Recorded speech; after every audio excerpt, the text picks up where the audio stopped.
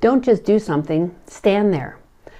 Hello everyone, it's Dr. Erin Ross, and I wanted to share one of my favorite quotes from a neonatologist, Bob Chico, who was standing around at the Stanley Gravens conference. At least I'm pretty sure it was him. He's an amazing man, and that's an amazing conference, as an aside. But Dr. Chico was talking about mentoring other neonatologists and being mentored with that perspective. Rather than just doing something so that we feel like we maybe are going to make things better, we need to take that step back. And we need first to ask, what's going on? This is not easy for those of us working with infants who have feeding problems. And I will tell you, I really struggle with it when I feel like I'm not making a difference. When I try something and it doesn't work.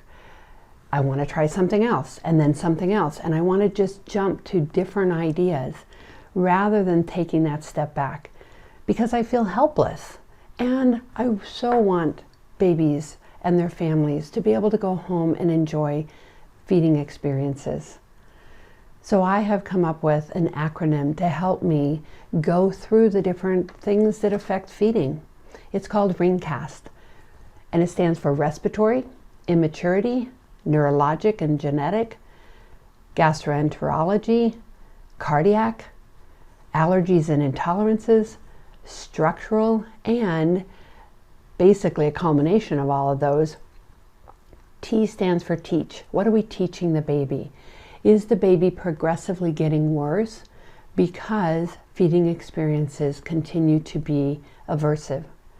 If you notice, out of all of those, most of them are not oral motor.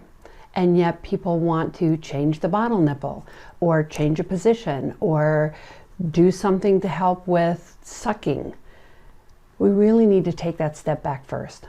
Ask ourselves, well, what is or are the driving forces? What do we know about this baby's respiratory system?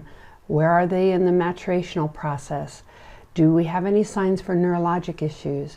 Do we have any cardiac concerns? Just really going through all of those different pieces. Same thing with tethered oral tissues. Do we believe that that is a driving force? We really need to do our due diligence, look at everything. Don't fall into the trap of just trying different things. Be able to articulate, what are you trying to fix? Why do you think that's the appropriate intervention?